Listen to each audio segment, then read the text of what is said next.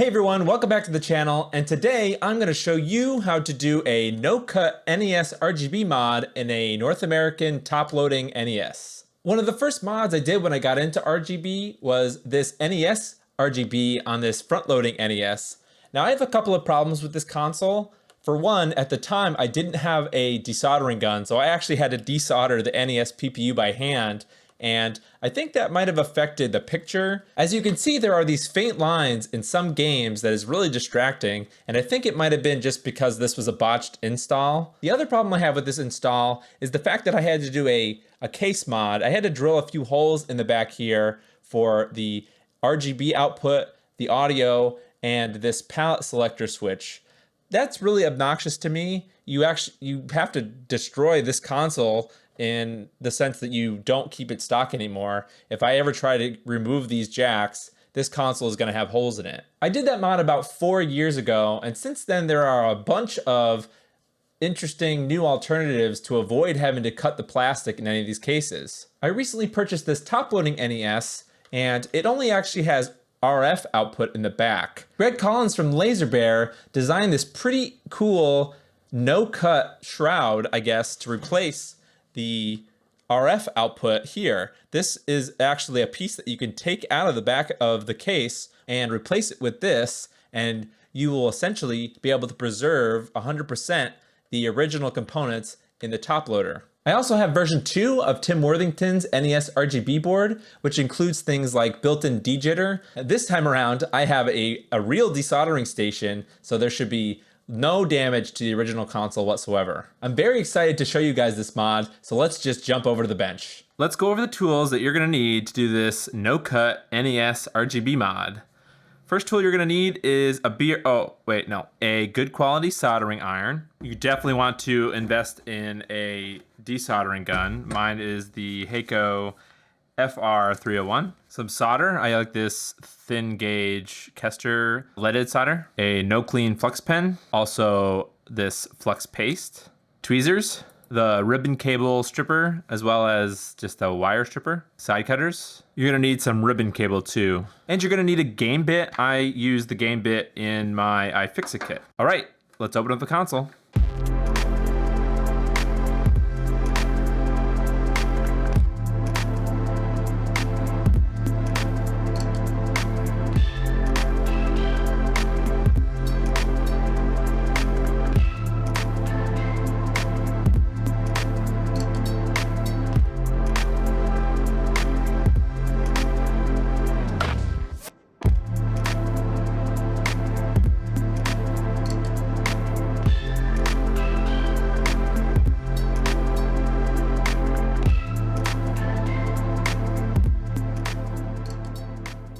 There isn't really a heck of a lot going on here. This is actually smaller than the Super Nintendo Junior board. I mean, I guess that's because it's a NES versus a Super Nintendo, but I'm actually surprised at how small the board is. Because the mod we're going to be doing requires us to get into the RF, we're going to take this RF shield off as well. I have eTim's guide on how to do this mod on an AV Famicom, which is very similar to the North American Toploader, except for the fact that it doesn't have an RF output. The Japanese version actually has a SNES style multi-out, but that's where this guy will come in later. All right, the first thing that we want to do is desolder the PPU.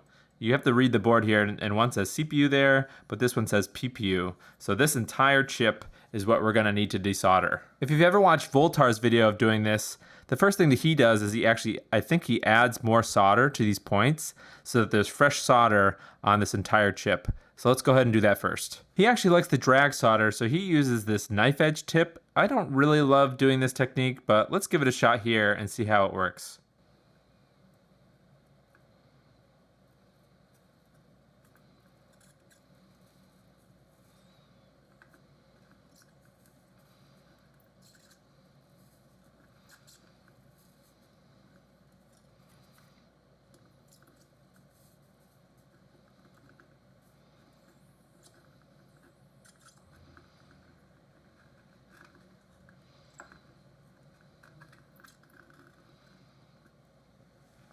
That's not too bad. Let's flip it over and do the same thing on this side.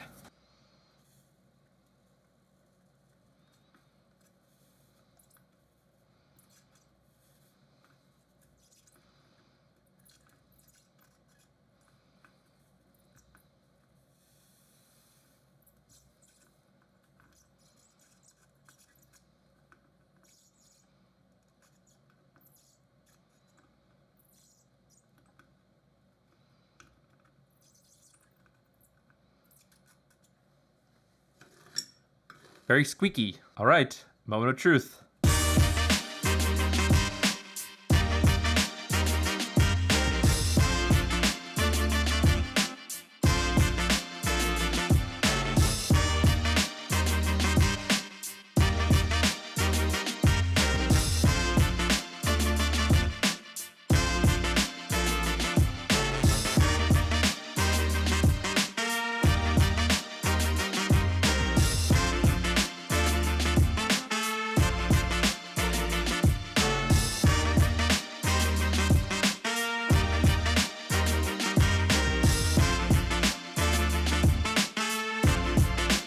Just gonna make sure, kind of going up and down the pins here, that they're all loose.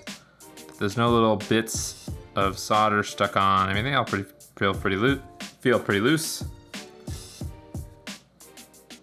Up and down.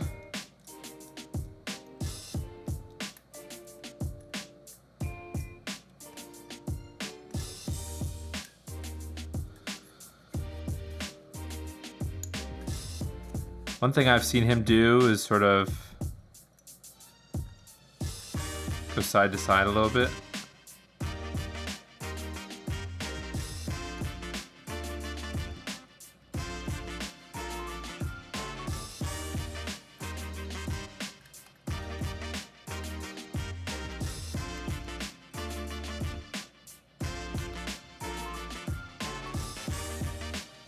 Oh, look at this.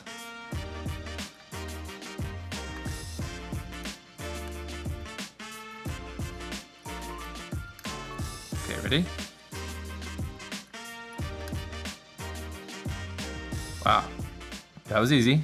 Okay, our next step is to attach a 2-wire piece of ribbon cable for pin 1 and 2 on the CPU here. That's for audio, and that's going to attach to a place on the NESRGB board later on, but we have to solder this in first before we do any more with the motherboard. So I'm just gonna take a whack of wire, maybe, I don't know, 8-10 inches or so. Strip it. Dunk it in the flux.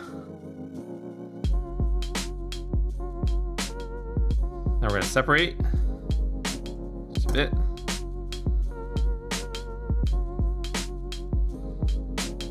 Let's pre-tin the legs.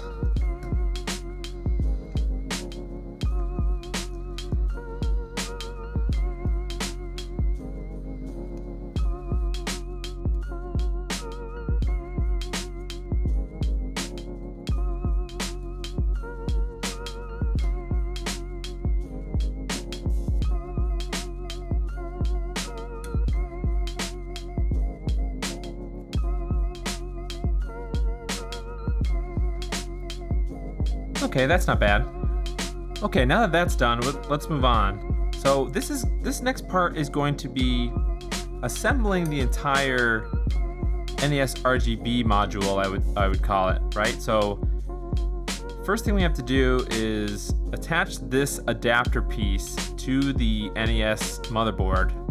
Then onto this adapter piece, we're gonna solder the NESRGB kit. And to the NESRGB kit, we're going to solder the PPU. There's a very specific way that these pieces have to go together, otherwise you won't be able to solder it all. The mod kit comes with these adapters, which allow you to take it all apart once it's soldered together, but I'm going to take a page out of Voultar's book, and I'm not gonna use this. I feel like his reasoning for not using it is that these sockets might cause some level of noise. Anytime you increase, the amount of connections that need to be made, there's got to be some noise in there. So we're just going to straight solder some of these pins together and assemble the whole mod. The first step is placing the rounded pins into the spot that we desoldered the PPU. There's 2 sets. On the adapter for the top loader, there's a spot that'll say motherboard. That's the spot that's going to go over those pins that we just placed. Now we're gonna go ahead and solder these pins into place. First thing we'll do is we'll just tack it down.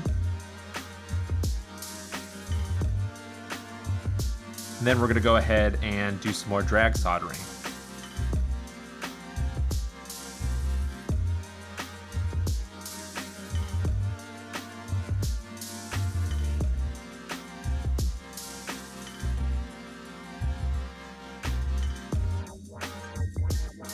Okay, next we're going to add these second flat, like square sets of pins here into the adapter.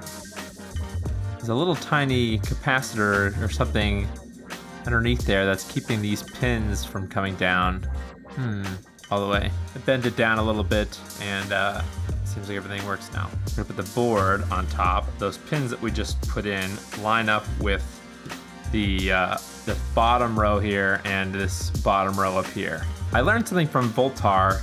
The next step after this is to cut these pins on the top row here because they're gonna conflict with the PPU. If you actually raise up the mod before you solder it, you don't have to do that.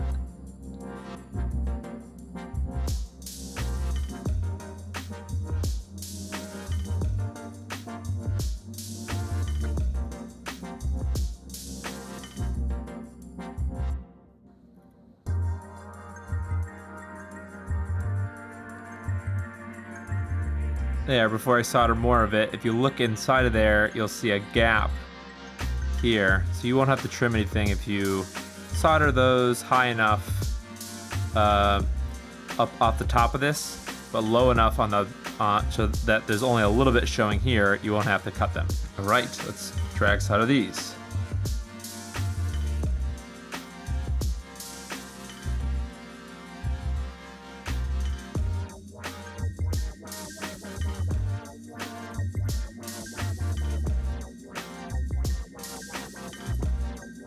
Something to keep in mind, you just want to make sure that all of these layers are just as flat as you can get them. Now it's time to solder on the PPU. So the PPU is directional. You have to look for the little half circle here on the chip. It lines up with the half circle on the silk screen here on the mod chip. So go ahead and line up the PPU like this. That. Okay, now we're gonna solder the PPU on the bottom here. When you're soldering these, you wanna make sure to hold, you gotta hold the PPU down so that it's flat. Right, let's do some drag soldering. Looks pretty good. Let me just clean both of these up with some alcohol.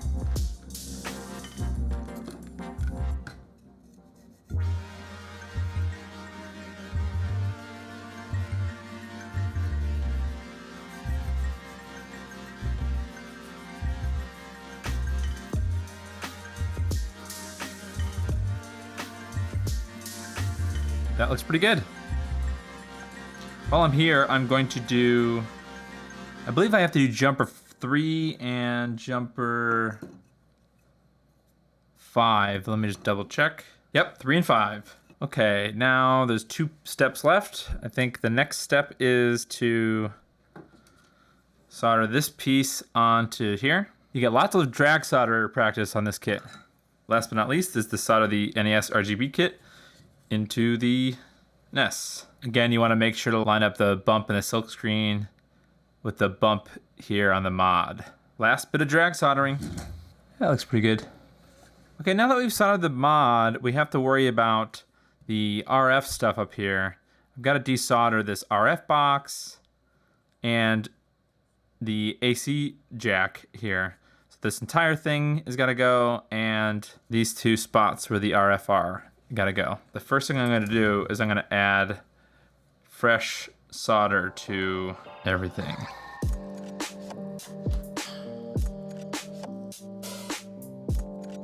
I think this RF jack is a little hard to heat up. Gotta be careful with these things because you don't want to damage them. This one here, you kind of tell if it's working if you see solder wicking up.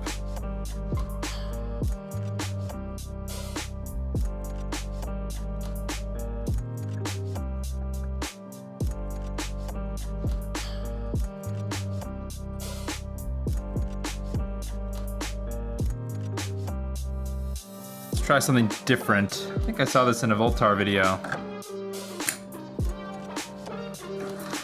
Maybe it worked a little bit. Let's try it again. Some flux.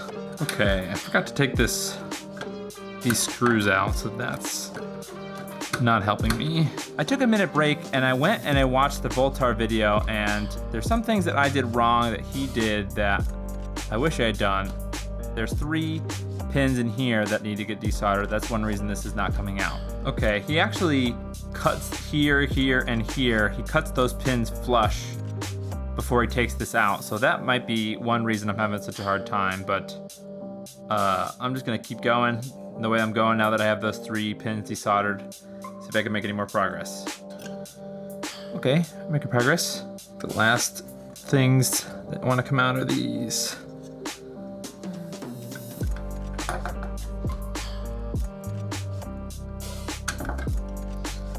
Wow, there we go. Yeah, so this whole area is this thick ground plane, so that's one thing that makes this really difficult to work with, is this is gonna soak up the heat from your soldering iron, so it's gonna be really hard to work with. Not too bad. I don't think we did any damage to this thing, so I consider that a win. Sorry if this part was hard to watch.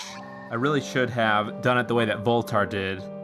I will definitely leave a link to his video in the description, so check out his video on the proper way to do this. Okay, we're in the home stretch now. I have a replacement DC jack that's gonna fit in the hole here, just like this. Okay, so I'm just gonna screw this in.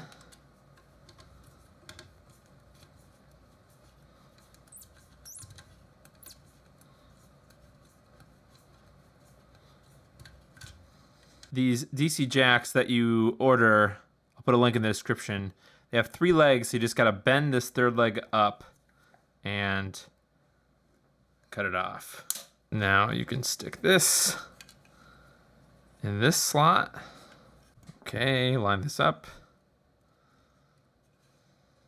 Let's put the other screw back. I'm going to line this up. I'm gonna get some solder somewhere here just so that it's held in place. Okay, looks pretty good. Let's just solder it.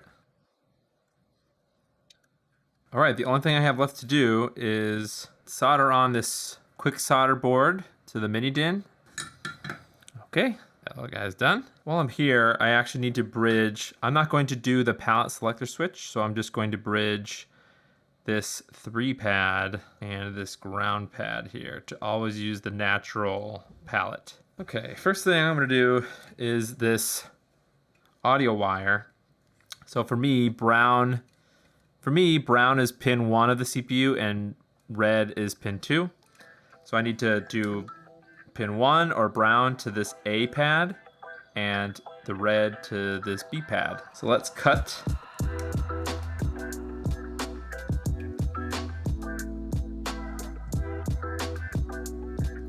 Okay, like I said, brown to A, red to B. Okay, here's the plan for the wiring.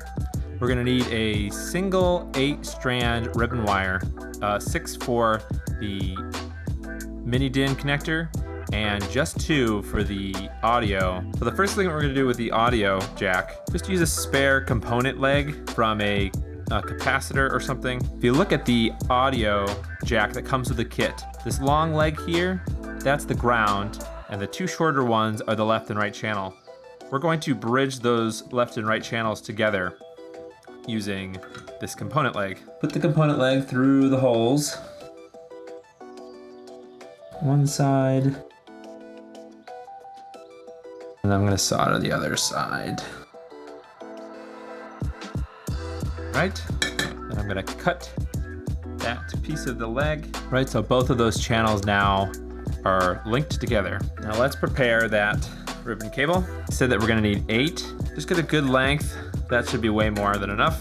We're gonna separate this into 2 parts. First is going to be for the audio. Use our ribbon cable stripper on the 6-wire part. This is going to be for the quick solder Minidin connector. Dug it in the flux.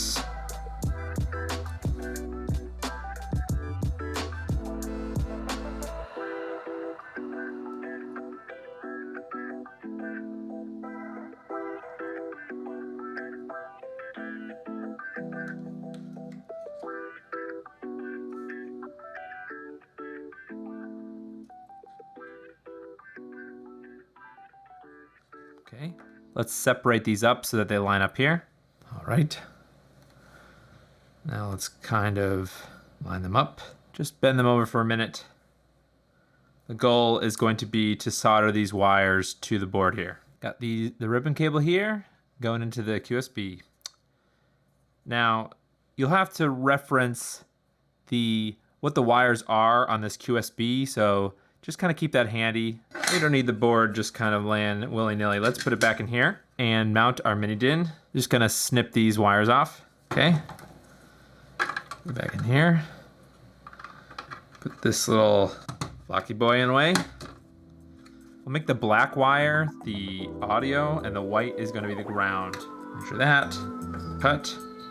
You can just strip these individually. Just to be safe, I'm gonna connect the audio wire to the far side here so it doesn't hit the shield. The long guy here is the ground. That's good to me. Now I can put the shield back. Okay, keep moving with the wiring.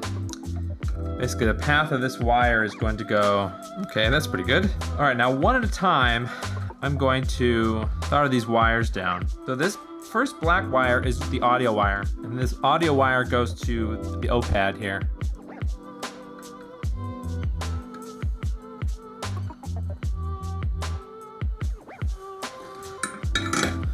All right, now the next two, the white wire and the gray, go to ground.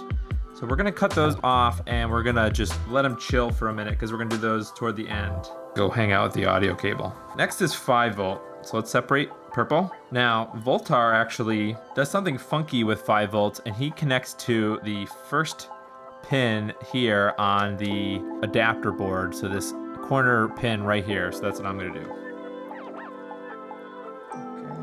Okay. Line it up.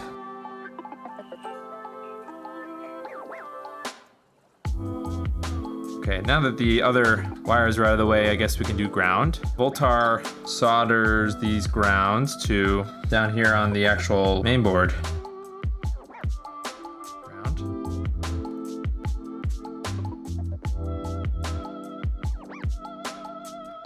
Next is Composite, which is V. Now I believe the last 3 are not in order, so the next one, third to last one, is actually red. So this green wire goes to red.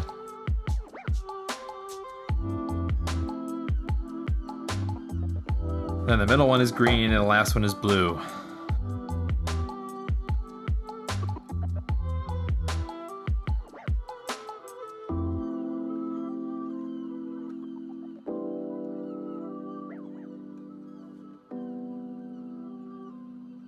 All right, I think that's everything. I don't love this ground, but I think we should fire it up and see if it works.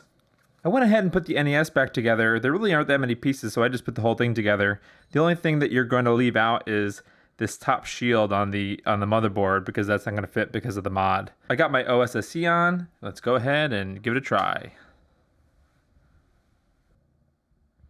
Got the EverDrive menu. Oh snap, it works. Let me give you my final thoughts on this Toploader no-cut NES RGB mod. As you can see, the footage looks really awesome. I'm using Firebrand X's OSSC profiles and it's super clean, and I don't see that horizontal line that I saw in my NES RGB mod at all, so that's really good. Other than that, I'm really happy about this no-cut mod piece from Laserbear. It looks really cool in the back of this Toploader. This is definitely my favorite NES ever. I mean, it looks really awesome. The mod itself went really well with that desoldering gun. I wish I had one of those the first time I did the NES RGB mod. It goes by so quickly. It might not seem that way from the length of this video, but it actually takes me longer because I have to record it and edit it together than it would if I was just going to do the mod myself. And you get a lot of good practice drag soldering and using the desoldering gun. Well, I think that's all for this video. Leave me a like and get subscribed if you like these mod videos and you want to see more in the future. Also, leave a comment if you like the Toploader or the Frontloader better, and I'll see you in the next video.